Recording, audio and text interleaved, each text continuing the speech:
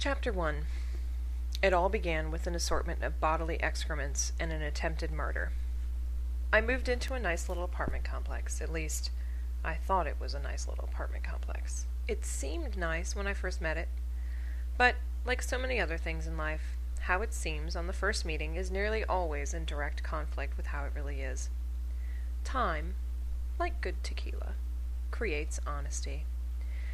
Things seemed lovely as my prospective apartment was shown to me.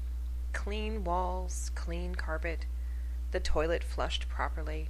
There was no sign of mold or other unsightly anomalies. I viewed it early in the day, so maybe the crackheads, stoners, and baby mamas were still asleep, I'm not sure. The Russian-looking drug dealer must have been in hiding. The gang of teenagers was probably pretending to be in school as well. Like a maiden caught off guard by her suitor's good manners, I said yes. I moved most of my belongings on my own. Living in an area where you didn't grow up, and not having friends, is no fun when it's time to move. But I'd been working a freight stocking job and was getting sort of buff for a girl, plus a minivan can hold an awful lot of stuff. The apartment was on the ground floor, so down a set of stairs and through a small corridor. Moving wasn't as bad as it would have been if I'd lived on the third floor. That first year, things were pretty great, if you don't count the mailman being too lazy to pick up any outgoing mail from the inside of the mailboxes, and someone was stealing all my bills from the top of the mailboxes when I tried putting them there for the mailman. As a result, I had to void about 4 checks at $25 a pop, and have 2 credit card numbers changed since they were printed on the bills. Oh, and every time it rained heavily, my sink would back up, flooding my kitchen floor and causing me to call the maintenance man in the middle of the night because the nasty, greasy water wouldn't stop coming out. I did create a pretty little flower bed by the patio, but the plants didn't grow. Okay, so maybe I should say things were all right that first year, until one morning I look out the sliding patio door and notice a trickle of water flowing from a pipe sticking up out of the small hill behind my apartment. Oh, that's nice. It's running down into my flower bed. Maybe they'll get some water. There were blobs of white, like soap bubbles maybe, along the path of the trickle. Curious, I went outside to investigate. My son was playing happily nearby, driving a plastic red and yellow bulldozer over some rocks. As I got closer to the trickle of water, I realized that the white blobs were toilet paper. The pipe must have been a sewer overflow pipe, because I noticed some human feces lying alongside some of the toilet paper. "Zaid," I said, backing away, "let's go inside and play, okay?" "But my, that's what he used to call me, my. "I want to stay outside." He mopes until I show him the poopies, and then he's okay with going inside.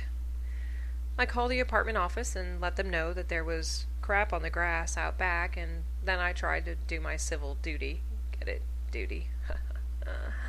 By warding children away from the soiled areas. In the meantime, the spill from the overflow poop pipe grows, creeping down the hill toward my patio.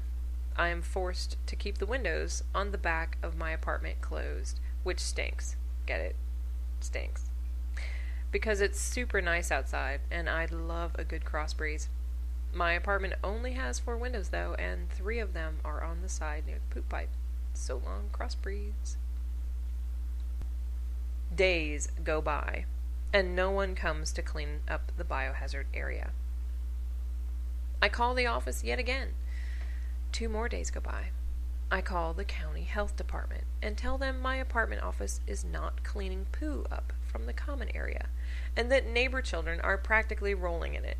I consider telling them that the kids were making little crap castles with toilet paper flags, but decided that would be going too far. The following day, a hairy, sleepy-eyed maintenance man shows up in the afternoon, looks kind of cross-eyed at the poop pipe and its fecal offspring, plops a PVC cap on top of the pipe, and leaves. I applaud his total lack of effort in cleaning up the existing biohazard pool. As the days pass, I notice that more human waste is now bubbling up out of the pipe. It has pushed the PVC cap off. I call the office again. Nothing. I note that there is a storm drain near the poo stream.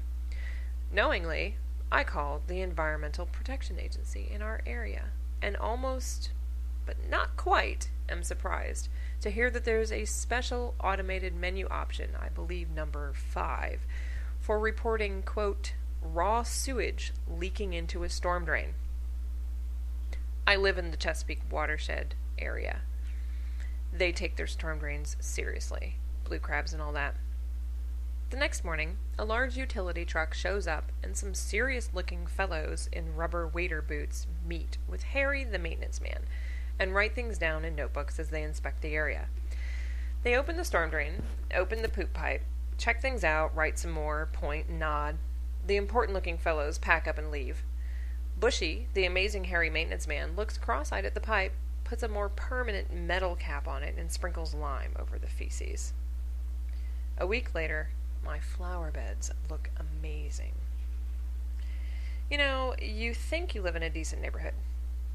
You think that maybe there are just some rowdy kids around and the old guy in the next building who always pulls the fire alarm. You think that maybe it's just your imagination and no one really tried to siphon gas out of your car and left marks where they pried the gas cap cover open. You think.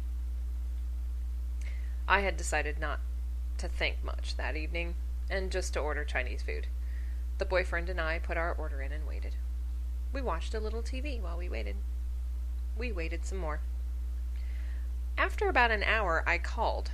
I reached someone whose native language was assuredly not English, and tried to ask about our food. I was passed off in a flurry of something vaguely Asian-sounding to another man, to whom English was at least his third language, but maybe not his second. "Oh, you driver get robbed." I wasn't entirely sure what he was saying, but it sounded suspiciously like, "Your driver got robbed." My apologies to Asian people who are living in the U.S. for this slightly stereotypical description.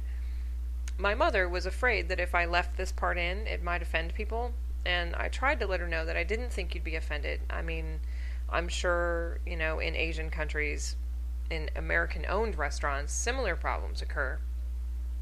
Except in those cases, the American owners are probably too busy complaining. You'd think this country would learn English, geez, to notice the irony of their situation. So I asked again about the status of the driver and was given a sketchy description of an innocent Asian food driver being viciously attacked and beaten to death on my doorstep. Oh my God, is he okay? I could feel the blood draining from my face. Lo mein was definitely not worth this. "Yeah, they just take food and run away. Driver run to car." So apparently no beatings, just hungry stoners. That's a relief. Hungry stoners are like the Appalachian black bear. People talk about how harmless and gentle they are until you run into one in the woods at night while you're carrying a fully loaded pizza. Dude, that pizza smells amazing. 10 seconds later, you wake up amid shredded cardboard and spilled bong water. Not pretty. The man at Wang Chung's Flaming Wok asks me if I would like my food re-delivered. I envision a shaking, terrified Asian man looking nervously about before attempting to rush to my door. "No, thank you," I tell him, and hang up. It takes me a while to recover from the attack on my delivery driver, enough so that I don't actually order anything to be delivered from my home for at least another week. My psyche is a quick healer, what can I say? The second year in my apartment is less groovy. In addition to the pack of teens covered in Chapter 2, I read in the paper, mind you, that there has been an attempted shooting in the building next to mine. I have a 5-year-old. My psyche is not healing from this one. Time to shop for houses in the country. End Chapter 1.